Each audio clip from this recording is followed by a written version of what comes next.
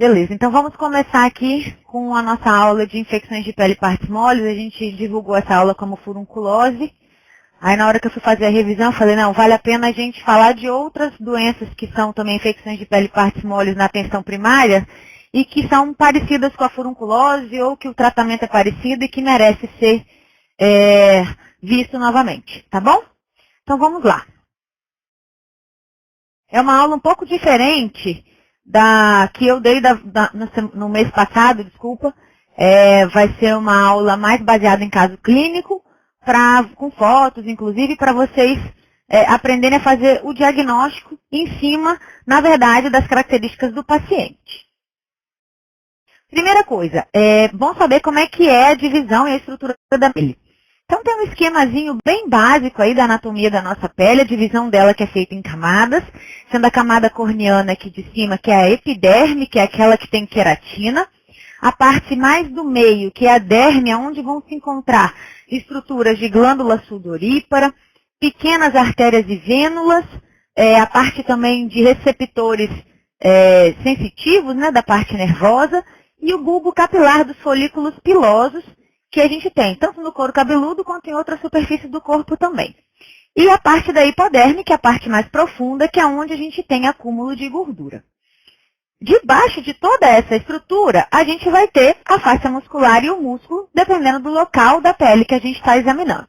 Então é importante saber essas estruturas e como a pele se divide, porque as infecções podem ocorrer na superfície da pele, na epiderme mesmo, pode ocorrer na derme, que é a parte mais do meio, e depois tem algumas infecções que conseguem atingir a hipoderme, são infecções geralmente mais graves e que podem até chegar na fáscia muscular e no músculo, tá?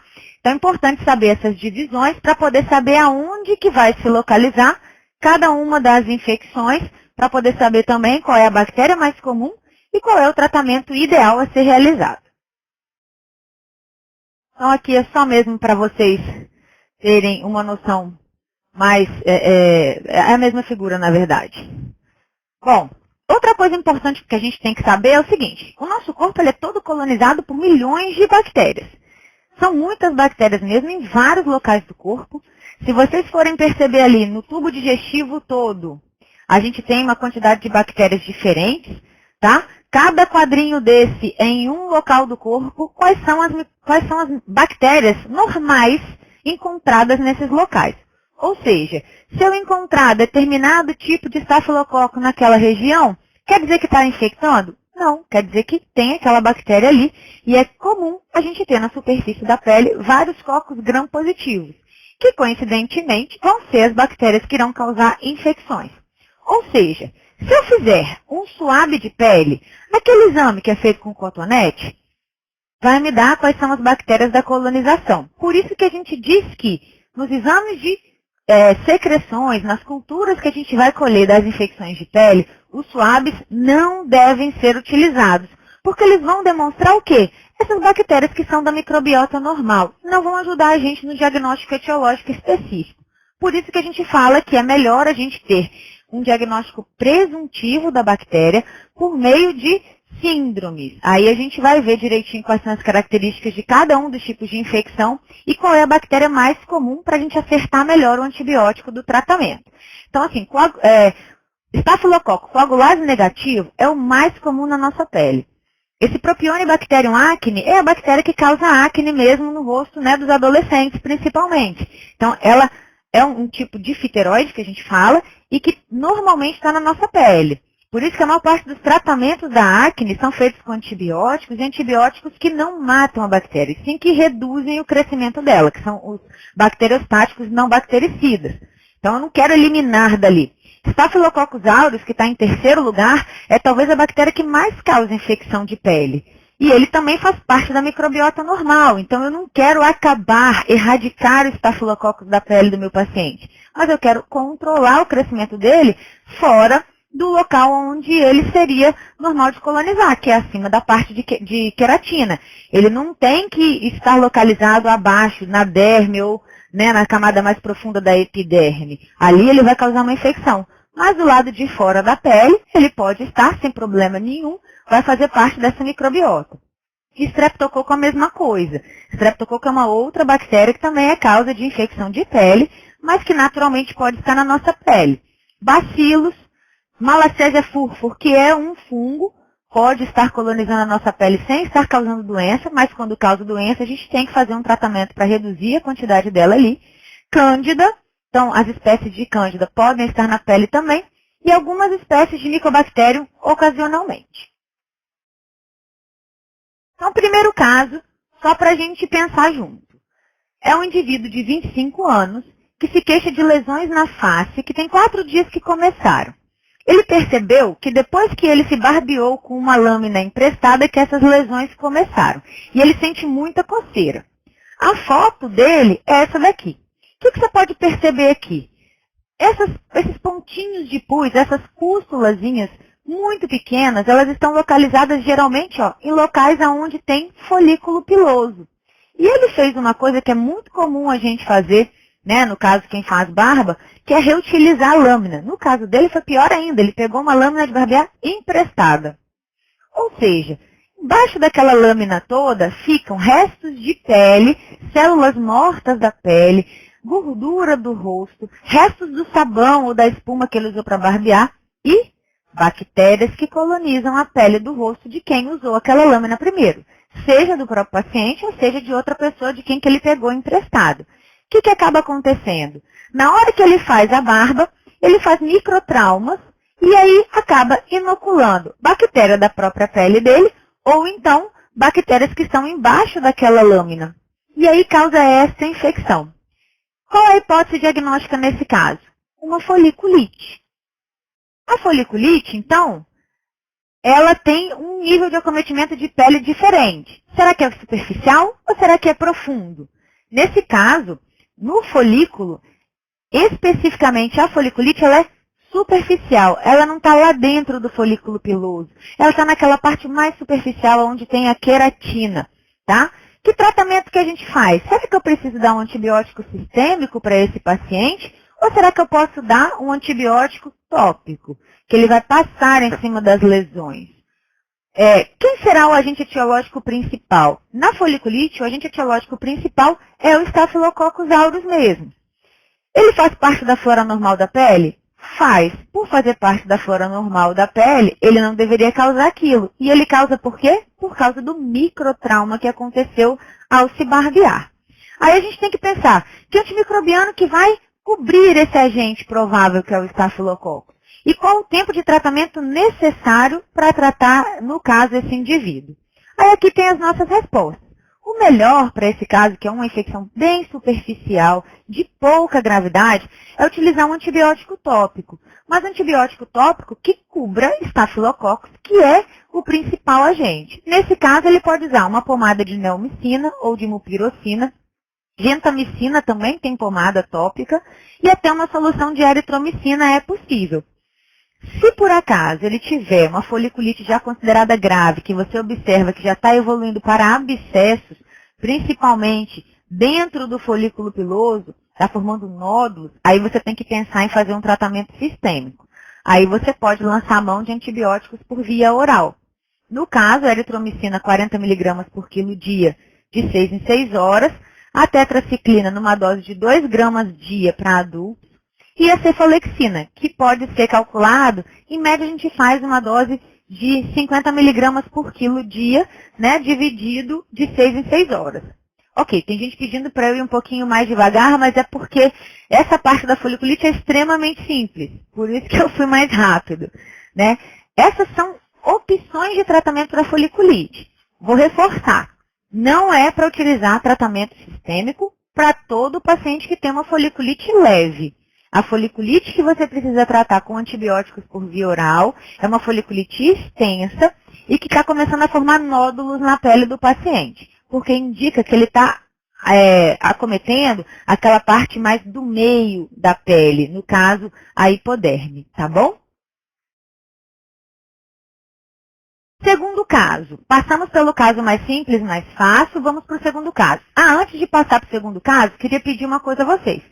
No caso desse paciente da foliculite, fala para ele resistir em utilizar aquela agulhazinha que ele tem lá no fundo da gaveta para ficar furando a lesão, porque senão ele pode causar uma infecção secundária ali e aí se tornar um caso bastante grave. Então, os cuidados que tem que ter naquele local é higienizar com sabão. Nesse caso, pode utilizar um sabonete antibacteriano. O que a gente acaba recomendando mais aqui é a clorexidina degermante. Somente enquanto tiver as lesões. Depois que acabou a lesão, não precisa mais. Mas pode ser utilizado. Senão, ele pode usar um sabonete comum, né, que seja neutro ou à base de glicerina, que não seja sabão de coco, porque agride demais a pele, retira muito a camada de gordura e de queratina, resseca bastante a pele e acaba prejudicando ao invés de ajudar no tratamento. Então, assim, esse cuidado é legal de fazer. Aí vamos para o caso número 2. O caso número 2 é uma senhora de 40 anos, do lar. Ela se queixa de lesões na axila, que ela relata que é um tumor muito doloroso e com saída de secreção purulenta às vezes. No caso dela, tem 5 dias que está evoluindo assim. Aqui está a foto, uma setinha básica, bem pequena, para vocês verem que a lesão que a gente está querendo mostrar é essa lesão aqui. Quando vocês veem essa lesão, a primeira coisa que passa na cabeça de vocês, o que deveria passar, é um furúnculo. Aí pode ter algumas pessoas que vão perguntar assim, isso é um furúnculo ou é uma hidrosadenite? Aí vai depender da evolução do caso. Primeira vez que acontece, é um furúnculo. Aí você vai fazer o tratamento habitual, que a gente vai falar daqui a pouco. Não teve recidiva, não voltou no mesmo local, não ficou saindo secreção mesmo após o tratamento, era só uma furunculose. Se a secreção continua saindo, você percebe que melhora toda a parte inflamatória, mas continua uma secreção, na maior parte das vezes, clara, transparente, que não tem pus, só eventualmente que sai pus sem sinais inflamatórios, isso pode ser uma hidrosadenite, que nada mais é que uma inflamação da glândula sudorípara mais profunda, mais crônica e um pouco mais difícil de tratar, tá? Inclusive, tem tratamento clínico e tem também tratamento cirúrgico. Eu não foquei em hidrosadenite na nossa aula de hoje, ok? Mas é um tema que depois a gente pode voltar a conversar sobre ele.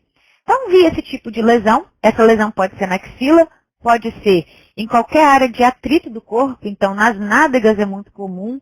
Nas pernas, principalmente na região entre as coxas, pode ter lesão de furúnculo. Criança pequena pode ter furúnculo em qualquer lugar do corpo, inclusive no rosto, pode ter na barriga, pode ter nas perninhas, na região mais distal das perninhas, porque é a fase que a criança passa a se colonizar mais com o estafilococcus, principalmente quando ela passa a ir para o colégio, e ela acaba trocando cepas de estafilococcus com os colegas, e às vezes uma cepa um pouquinho mais virulenta acaba causando doença numa criança e na outra não. Então, é normal adultos aparecerem com furúnculo quando crianças têm furúnculo na casa. Uma pergunta fundamental a ser feita é, tem criança em casa? Porque se tiver criança em casa, e principalmente com furunculose, não adianta tratar o adulto. Ele vai continuar apresentando furúnculo. Então, vamos para as perguntas que a gente tem que fazer na hora que a gente vê um caso desse. Mesma pergunta, qual é o nível de acometimento? Lembrar, furúnculo é uma doença inflamatória que não pega só a área superficial igual a foliculite. Ele vai mais fundo, ele pode pegar o folículo piloso inteiro e ele pode pegar também algumas das glândulas, principalmente produtoras de suor. Então, é uma doença da parte média da pele, ou seja, é uma doença que para eu tratar, provavelmente vou precisar de um tratamento sistêmico. Em alguns casos, a gente consegue resolver com compressa morna. Naturalmente, espontaneamente, o furúnculo acaba drenando e se resolve. Só que o tempo que demora é importante. Cerca de uma semana sentindo dor com sinais inflamatórios até que toda a secreção purulenta termine de sair. Na minha opinião, furúnculos maiores e que realmente incomodam muito o paciente, tem que fazer tratamento sistêmico sim. Não tem que ficar esperando ele melhorar só com a compressa. Furúnculos muito pequenininhos, que você percebe que não estão formando abscesso, não tem ponto de flutuação, não tem nada disso, esses não vão precisar de tratamento sistêmico, ok? E tratamento que a gente vai fazer? Para escolher o tratamento, eu tenho que pensar quem é a bactéria. Então, qual é o agente etiológico? No caso da furunculose, a maior parte das vezes, quase 100%, é o Staphylococcus aureus. que antibióticos que eu tenho disponíveis na nossa rede que podem tratar Staphylococcus aureus. Aqui vem a pergunta fundamental. Se eu estou pensando em Staphylococcus, eu não posso pensar em penicilina. Então, não adianta pensar que benzetacil vai tratar furúnculo. O Staphylococcus aureus é uma bactéria que, naturalmente, é resistente às penicilinas naturais. Ou seja, ele produz uma enzima que chama penicilinase, que degrada a penicilina. Não deixa ela funcionar contra ele. Então, não é correto pensar que eu vou dar uma injeção de benzetacil e meu paciente com furúnculo vai melhorar. Se ele melhorar, ele melhorou apesar de você ter dado aquela injeção. Então, guarda a sua benzetacil, porque mais para frente a gente vai ter um local certo, um tipo certo de infecção para poder utilizar a benzetacil. Então, não adianta dar isso. Se ele produz penicilinase, não adianta a gente dar amoxicilina simples, que também é uma penicilina, tá? Mas então que antibiótico eu vou poder usar? Para Staphylococcus, a gente tem que lembrar principalmente de 3 tipos e depois eu vou dar uma 4ª opção.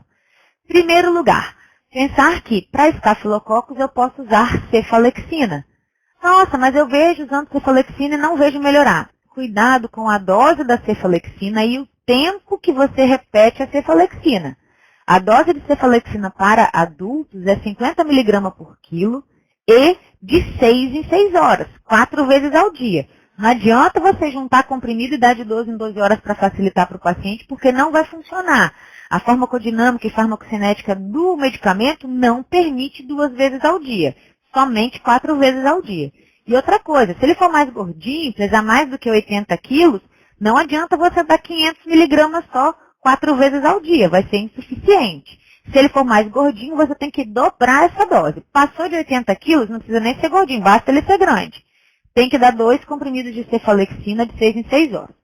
Aí você vai me dizer, mas doutora, o paciente vai tomar 8 comprimidos por dia. Que paciente que consegue tomar esse remédio nessa dose tão alta? Concordo com você, é mais complicado de tomar. Tem outra opção? Tem. A amoxicilina que eu falei que não serve. Ela sozinha não serve, mas quando você coloca ela junto com clavulanato, a amoxicilina com clavulanato funciona para Staphylococcus e funciona muito bem. No caso da amoxicilina com clavulanato, você tem 2 opções de posologia. Se a que você tem na sua unidade é de 500 de amoxicilina com 125 de clavulanato, você vai dar 3 vezes ao dia para esse paciente. E se você tiver na sua unidade a dose de 875 de amoxicilina mais 125 de clavulanato, basta você dar de 12 em 12 horas, que vai ser suficiente. A outra opção é uma medicação que está bem esquecidinha aí nas unidades de saúde, que é a sulfametoxazol trimetoprim, tá? Em geral, para pacientes com um peso adequado, basta a gente, até 70 quilos, basta a gente utilizar, né, uma dose de 2 comprimidos da sulfametoxazol trimetoprim de 400/80, esse daí é o antigo Bactrim comum, então 400/80 tem que dar 2 comprimidos de 12 em 12 horas. No caso de você ter disponível formulações, que são as formulações F, que já vem com esse dobro da dose no comprimido, é um comprimido de 12 em 12 horas. Então, eu dei as 3 principais opções para tratar Staphylococcus. Ainda existe uma 4ª opção, que a gente guarda ela, na verdade, para casos de pacientes que têm alergia às penicilinas, né? Alergia à amoxicilina, alergia à cefalexina, que é a clindamicina. Aí a clindamicina, eu vou passar a dose para vocês depois. E eu tenho sempre que pensar o seguinte, quando eu vou utilizar, quanto tempo eu vou usar esse antibiótico? Em antibiótico, vale a máxima do quanto menos tempo, melhor. Nunca use o antibiótico, não, são uns diazinhos a mais. Não. Use pelo tempo suficiente, mas o tempo mais curto possível. Então, aqui está algumas coisas que a gente pode fazer. Cuidados locais. Calor local úmido. Não é pegar, esquentar uma fralda com ferro e colocar em cima, que isso é calor seco, não ajuda. Não é ferver a água no fogão, molhar lá a fraldinha da criança e botar água fervendo na perna, vai se queimar, vai piorar, vai dar infecção secundária. É molhar uma fraldinha limpa na água do chuveiro. Água quente do chuveiro, porque a água quente do chuveiro não chega a ferver. Ela fica em torno de, no máximo, 40 graus. Essa água do chuveiro você consegue colocar em cima do local onde está o furúnculo e ele vai, por meio do calor, pode chegar a drenar espontaneamente. Antibiótico tópico, de jeito nenhum. Ele não tem a capacidade de entrar profundamente na lesão. Então, ele funciona onde? Ali nas bordas da lesão e na partezinha de cima. A bactéria que está mais para baixo não é atingida por ele. Na parte superficial, eu fico selecionando bactérias resistentes àquela pomada que eu estou passando. Então, eu não consigo resolver furúnculo com pomada. Não prescrevam jamais pomada em cima de furúnculo, a menos que seja um furúnculo pequeno. Furúnculos muito pequenos, ok. Não tem problema algum. Furúnculos pequenininhos, tipo a foliculite que teve aí no quadro anterior, dá para usar antibiótico tópico. Mas furúnculos maiores que precisam de tratamento, de jeito nenhum usar antibiótico tópico. Lavar muito bem as mãos depois do contato com a lesão, porque é uma bactéria que é transmitida por contato. Não quer dizer que eu tratei um paciente com furúnculo, fiz um curativo e vou pegar furúnculo. Não, mas eu vou ser portador da bactéria que o paciente tem. Quando eu tenho que usar antibiótico sistêmico? Quando eu tenho lesões múltiplas, ou seja, mais do que um furúnculo que o paciente apresenta. Quando eu tenho muita reação inflamatória próxima ao furúnculo, celulite, então eu vejo que está com edema, com muito eritema local, próximo dessa lesão de furúnculo, é sinal de que a doença está espalhando, então eu preciso usar antibiótico sistêmico. E sempre que o paciente tiver febre, teve febre é porque ele está fazendo, que a gente chama de toxemia, né? Pode estar liberando algumas toxinas do estafilococcus para a corrente sanguínea, então é necessário a gente fazer o tratamento com um antibiótico sistêmico. E aí eu coloquei as 4 opções que eu conversei com vocês. Amoxicilina com clavulanato, cefalexina, sulfa com trimetropim e clindamicina. Lembrar o seguinte, furúnculo pode virar abscesso. Se tiver uma lesão muito grande, que flutua, na hora que você palpa, a lesão é toda mole, você percebe que embaixo parece que tem pus, ou com grandes áreas de necrose, tem que fazer drenagem cirúrgica. Tem uma máxima na medicina, e desde a patologia que a gente aprende isso, fala o seguinte, abscesso visto, abscesso drenado. Ou seja, tem suspeita de abscesso, é muito melhor pegar e drenar logo, porque a lesão se resolve muito mais fácil, do que ficar enrolando, dando um antibiótico ainda que sistêmico, esperando que com uma semana aquilo vai resolver, para daqui uma semana eu ter que abrir ele inevitavelmente porque não se resolve. Então, em primeiro lugar, olha a lesão, se a lesão flutua, imediatamente fazer a drenagem e começar a antibiótico terapia sistêmica, ok? Furunculose de repetição é uma das coisas que mais mandam para a gente aqui. É a pessoa que tem de 6 a 24 episódios de furúnculo por ano. Aí vocês vão me dizer assim, nossa, mas a variação é muito grande. De 6 vezes por ano até 24, ou seja, ele pode ter uma a cada 2 meses ou 2 vezes por mês. Vai ter muita gente que vai estar englobada ali, certo? Sim. Se o paciente ele tem pelo menos um furúnculo a cada 2 meses, é sinal de que ele tem furunculose de repetição, esse daí tem que ser avaliado. Ou, se ele tem 3 ou mais episódios a cada 3 meses, também está valendo. Qual é o tratamento? Esse paciente que tem de repetição, toda vez que ele tem furúnculo, ele tem que ser tratado com antibiótico sistêmico. Porque se ele não for tratado com antibiótico sistêmico, ele vai se manter colonizado por essa bactéria. Não repetir o antibiótico que ele usou no último mês. Por exemplo, o Joãozinho foi lá, você deu para ele cefalexina. Esse mês, Joãozinho volta para você não vai dar cefalexina. Você vai dar ou amoxicilina com clavulanato, ou a sulfatrimetropim, ou a clindamicina. Nunca repetir o antibiótico no prazo de 30 dias. Mês passado usou um, esse mês eu revezo um dos outros 3 que sobrou sem utilizar. Por isso que eu sempre faço questão de falar de 4 antibióticos, para você poder revezar entre eles até que o paciente se livre da furunculose. Descolonização. Descolonização é um tratamento que a gente aqui faz, porque quando o paciente vem para a gente com furunculose é porque ele já teve há anos furunculose se repetindo e nada consegue resolver. Não é uma coisa muito bem indicada pela literatura. Na literatura médica, descolonização de estafilococcus, a gente encontra muita coisa publicada e um artigo contradiz o outro. Então, é uma controvérsia dentro do tratamento de infecção de pele. A gente prefere fazer a descolonização para aqueles pacientes que têm mesmo furunculose de repetição, porque a gente entende que é uma doença que incomoda demais o nosso paciente. O que a gente usa? Existem algumas possibilidades. A clorexidina desgermante é 2%, que tem que ser manipulada. Ela é um sabonete de uso cirúrgico, né, lá dentro do centro cirúrgico do hospital. Ela é para antisepsia cirúrgica, mas que pode ser facilmente manipulada em farmácia de manipulação. Atenção, ela não deve ser usada para qualquer motivo.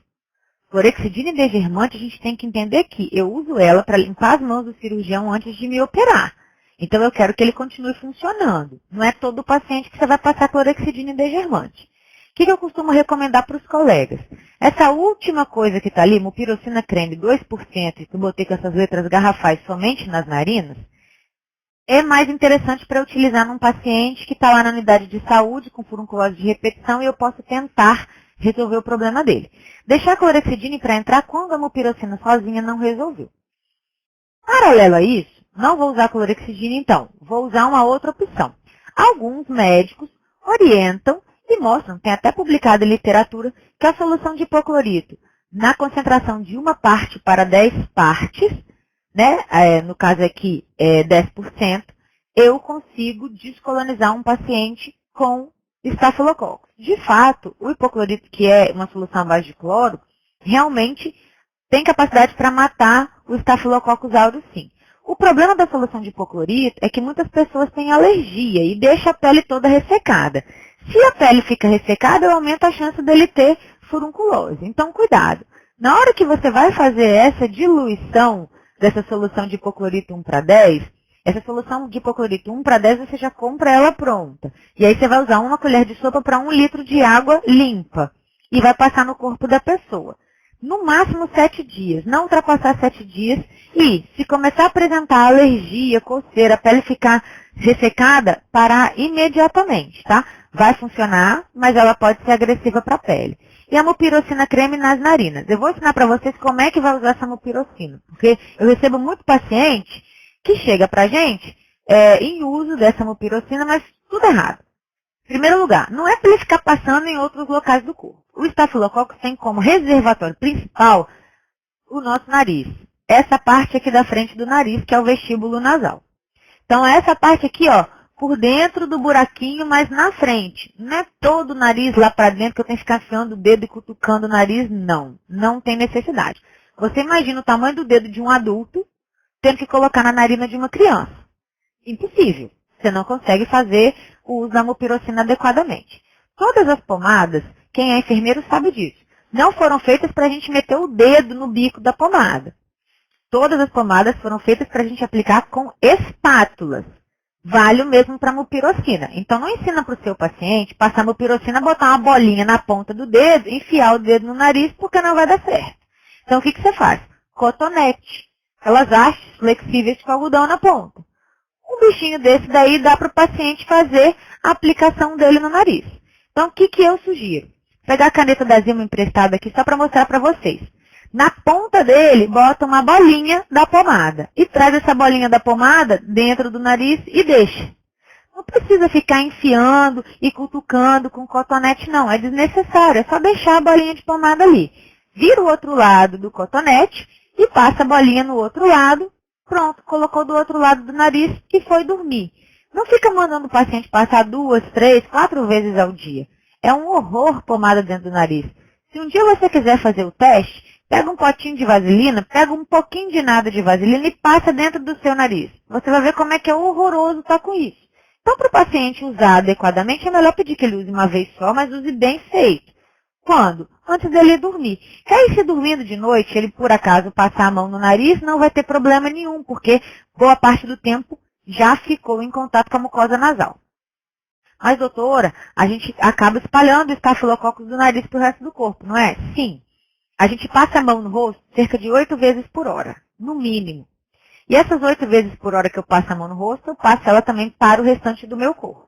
Assim que eu espalho o estafilococcus no restante do meu corpo. Se eu estou tratando o meu nariz, tecnicamente já estou reduzindo a quantidade de estafilococcus no corpo. Pacientes que passaram pela descolonização da mupirocina e que não melhoraram, a gente vai ter que fazer então a medida adicional que é da clorexidina. A clorexidina, por ser um sabonete que ela é bem tolerada pela maioria das pessoas, a gente manda fazer um sabonete líquido para tomar banho uma vez por dia. Nos outros horários do dia, Ele vai tomar banho com sabonete comum, não precisa ser esses Protex, esses sabonetes antibacterianos comerciais não, porque eles não ajudam, eles acabam atrapalhando. Basta usar clorexidina mesmo. Aí ele vai lavar daqui do pescoço para baixo, evitando a região genital, tá? Porque a clorexidina pode não ser muito legal na região genital, ela pode causar alguma alergia, algum problema. E não precisa lavar o rosto. Por quê? Porque no rosto, o principal local é o nariz, eu já passei a pomada. Quando eu for fazer o tratamento da clorexidina, eu uso novamente a mupirocina no nariz.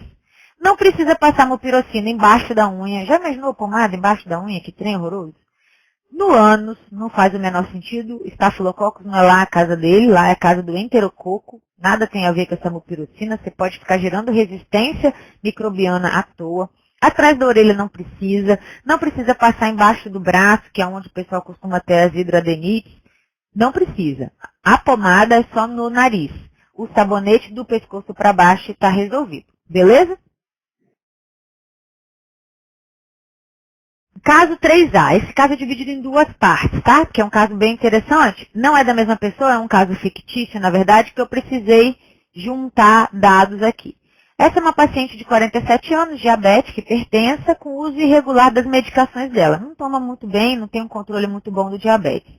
Percebeu que tinha um edema, um inchaço na perna direita, com eritema e dor local. Estava vermelhona, inchada e com muita dor e em aspecto de casca de laranja. Presta atenção nesse aspecto de casca de laranja, porque ele dá muitas informações para a gente. E tem 3 dias que ela está com essa perna assim e só piorando. Falou assim que também se sentiu com febre, se sentiu febril, mas não chegou a medir a temperatura. E está com mal-estar, com algumas tonturas e sensação de vertigem. Está ficando tonta, acha que vai desmaiar. E se queixa também de umas lesões nos dedos das unhas dos pés, de ambos os pés, que não melhoram com umas pomadas aí que ela chegou a usar. A perna dela está desse jeito aqui, ó.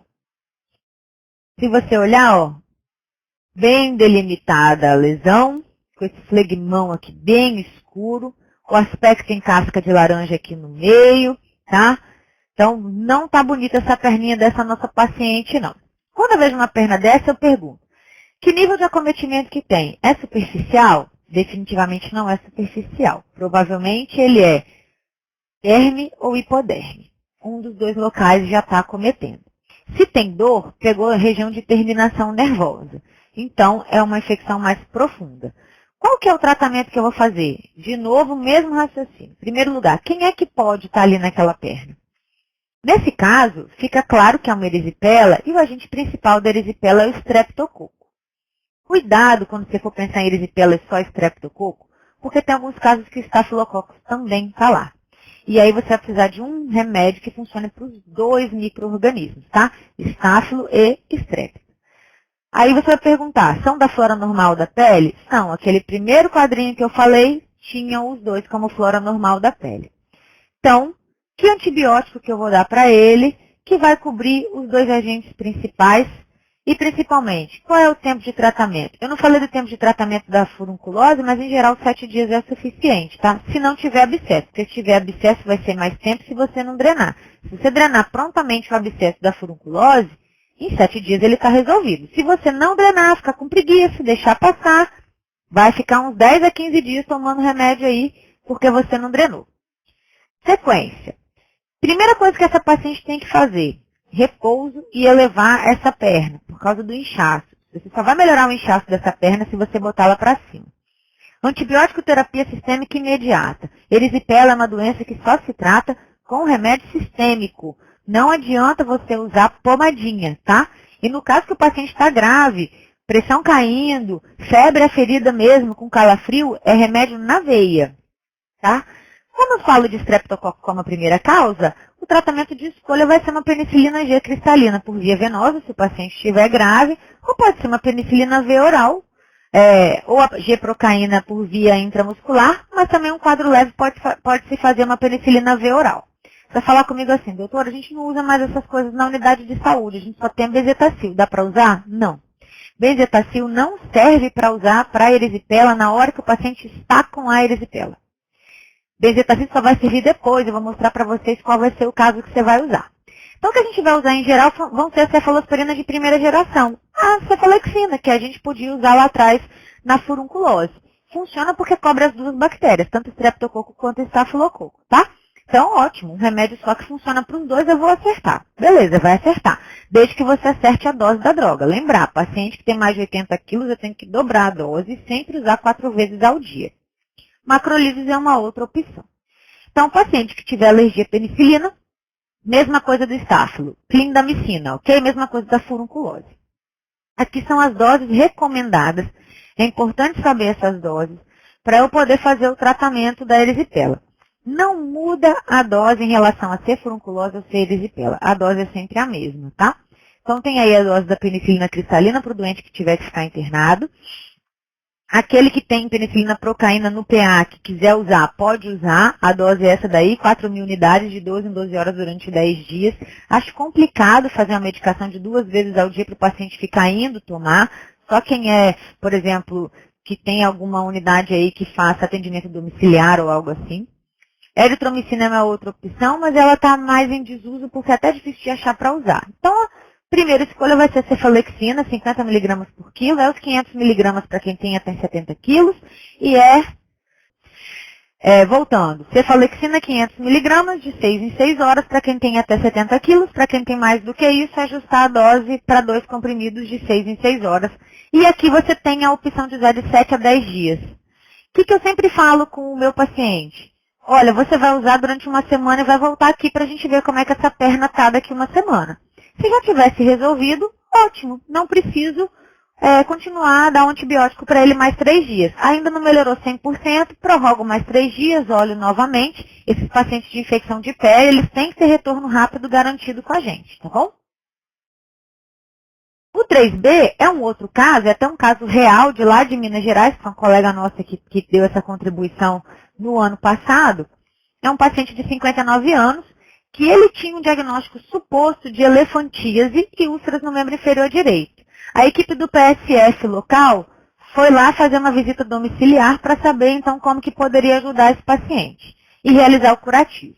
Ele também era diabético, hipertenso, vivia na zona rural, umas condições socioeconômicas e higiênicas muito desfavoráveis. A região dele lá, na zona da Mata Mineira, não é comum ter filariose. E o paciente negava ter morado em outras áreas, tá? Para poder pensar na elefantíase, que era a primeira hipótese que deram para ele. O tempo de evolução do quadro dele é longo, tem mais de 15 anos. E ao exame físico, o que chamou a atenção da equipe era o aspecto da pele dele, tá? Que está aqui, ó, essas fotinhos bonitinhas aqui para vocês verem. Esse aspecto da pele chamou muita atenção da colega, que ela falou assim, olha, doutora, ele tem essas dobras que vão lembrar a elefantíase, ele tem essa pele muito grossa e ele tem essas lesões exofíticas aqui na pele, que a gente ficou na dúvida se isso aqui não era uma doença específica. Bom, e tem ainda essa úlcera, que provavelmente é uma úlcera vascular. Aí a gente pergunta, que hipóteses diagnósticas então que eu tenho para esse paciente e quem que eu indicaria para acompanhar ele? Infelizmente, quando a gente vê um membro desse daí, a primeira coisa que a gente tem que pensar é numa doença chamada erisipela nostra. Na verdade, isso é uma erisipela crônica. Paciente que teve vários sucessivos episódios de erisipela, um atrás do outro, provavelmente por causa da condição dele de paciente diabético que não fazia o tratamento adequado. E aí, o sistema linfático dele foi todo comprometido. Cada vez que eu tenho um episódio de erisipela, eu comprometo meu sistema linfático e eu impeço que tenha o retorno venoso adequado naquele membro. E aí a pele do paciente vai ficando desta forma. Isso daqui é insuficiência linfática. É um tipo de elefantíase, sim. Só não é elefantíase da filariose. Então, pacientes que têm isso daqui são lesões crônicas que eu não consigo resolver mais. Infelizmente, isso daqui é o caso do paciente que teve erisipela de repetição, que não foi muito bem acompanhado. Talvez porque ele não procurou atendimento, ou talvez porque a equipe não sabia como dar o segmento no caso dele.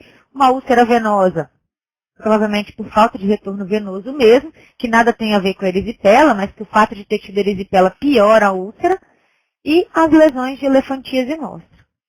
Então, erisipela de repetição é aquele paciente que tem mais de 2 vezes no ano. O tratamento dele é feito com benzetacil a cada 28 dias até completar 1 ano, pelo menos. Então, é o seguinte, cada caso de erisipela eu trato da forma aguda, com aquelas doses lá que eu falei, independente de ser o terceiro, quarto, quinto, 20º caso do ano daquele mesmo paciente. Eu terminei de tratar, eu vou começar a profilaxia dele, que é esse tratamento com essa penicilina. É aqui que a benzetacil entra, na prevenção da recorrência da erisipela. Tá? Então, aqui você vai usar penicilina benzatina, um frasco de 1.200.000, por via intramuscular a cada 28 dias, ou seja, uma vez por mês. Pacientes que têm episódios sucessivos e que entram um atrás do outro, eu começo fazendo doses a cada 2 semanas, passou um mês sem nenhum caso novo, né? Sem nenhuma recidiva, eu afasto para 3 semanas, passou mais um mês sem recidiva com 3 semanas, eu afasto para ele fazer uma vez por mês, tá bom? Cuidado com a onicomicose associada. Se você vê aqui, ó, olha os dedos do paciente. Eu não me lembro como é que faz para a gente ampliar. Ah, já achei, desculpa. Era o contrário que eu estava fazendo. Olha como é que está o dedo do paciente. Cheio de lesões de fungos. Pacientes diabéticos que têm fungos, obrigatoriamente a gente tem que tratar, porque vai aumentar o risco dele ter erisipela de repetição, ok? Tratar a onicomicose em todo paciente diabético. Esse daqui é o nosso último caso, acredito eu. É um paciente de 37 anos, vermelhidão no membro inferior esquerdo, depois que ele se lesionou ao limpar o quintal no final de semana. Estava lá rastelando o quintal dele, deu uma topadazinha ou pisou num galho, acabou lesionando o dedo dele. Está com dor e está com edema associado. É isso daqui que ele tem. Aí você vai me falar, doutora, mas é muito parecido. Olha a diferença principal da celulite, que chama celulite, para a erisipela. A erisipela tinha uma definição, uma delimitação da lesão em relação à pele sadia. Aqui você não vê esse limite. É muito tênue o limite entre o que está doente e o que está bom. Então, isso você tem que pensar em celulite. Isso daqui é estafilococcus de novo, tá? Então, é um acometimento também profundo. Eu tenho que pensar no estafilococcus. Tenho que pensar que é um tratamento sistêmico que vai ter que ser feito e, às vezes, internado, tá? Importante aqui, antibiótico terapia sistêmica sempre, celulite principalmente em crianças, fazer internado oxacilina, é extremamente grave com criança, então tem que mandar internar. Tem a outra opção para adulto com cefalotina, para adulto para criança também, no lugar da oxacilina, funcionam bem para estafilococcus todas as duas, tá? Quem tem alergia à penicilina ou cefalosporina, a primeira escolha é clindamicina. Depois as outras opções de vancomicina ou teico, principalmente para locais onde já foi visto que eu tenho estafilococcus resistente à meticilina adquirido na comunidade, tá? Se você percebe que o paciente que tem essas infecções estafilocócicas, você está fazendo o tratamento com cefalexina, por exemplo, na dose certa, ou está usando amoxicilina com clavulanato na dose certa, e não está melhorando, pensar que pode ser um estafilococcus resistente da comunidade, trocar para sulfatrimetropin se for uma infecção não grave, se for uma infecção grave tem que internar e usar vancomicina. As doses estão todas aí, não vale a pena a gente entrar em detalhes falando. Paciente que tem doença muito extensa ou que está muito grave, principalmente lesões na face, tá? Lesão que você tem na face do paciente, a gente precisa internar pelo risco de meningite por estafilococcus, tá bom? Para finalizar aqui, antibióticos, então, que eu posso usar para infecções de pele, amoxicilina com clavulanato, eu sempre coloco como primeira escolha, por ela ser mais fácil de usar, tem posologia de 3 vezes ao dia, posologia de 2 vezes ao dia. Cefalexina como segunda opção, única desvantagem dela é ter que tomar 4 vezes ao dia e ter que dobrar a dose em quem é mais gordinho, ou quem é um paciente muito grande. Clindamicina é outra opção. Bactrim é uma outra opção muito legal, dá para usar 2 vezes ao dia. Cuidado somente com alergia. Pergunta o paciente se ele tem alergia a sulfa, tá? Alergia já conhecida, alguma dessas medicações para você saber escolher. Eritromicina e vancomicina são mais utilizadas com maior restrição. A eritromicina é mais difícil de achar, a vancomicina é utilizado mesmo dentro do hospital, ok? Então, ó, todos esses casos clínicos que eu usei, aqui né, tá até falando de herpes zoster, mas não vem ao caso, não é dessa aula, são fictícios, tá? Exceto aquele da erisipela nostra, que é um caso verdadeiro. Todas essas imagens que eu utilizei são imagens que estão disponíveis na internet de domínio público mesmo, nenhuma dessas imagens pertence a ninguém. Então, é só para explicar que não são imagens de pacientes nossos, a gente não está expondo o paciente aqui no momento. Ok? Nossas referências, eu usei principalmente essa primeira publicação ali, é uma publicação de 2002, mas mesmo que tenha já bastante tempo, tem mais de 10 anos que ela foi publicada, é uma boa fonte para você ver questões de dermatologia na atenção básica, tá? Ela é muito boa. Eu estava olhando, tem algumas coisas lá que, de fato, não estão desatualizadas, são coisas bem atuais e fáceis para o clínico poder acompanhar na unidade. E a referência número 2 é justamente para poder falar com vocês sobre a descolonização dos pacientes com estafilococcus e furunculose de repetição. Ok? Vamos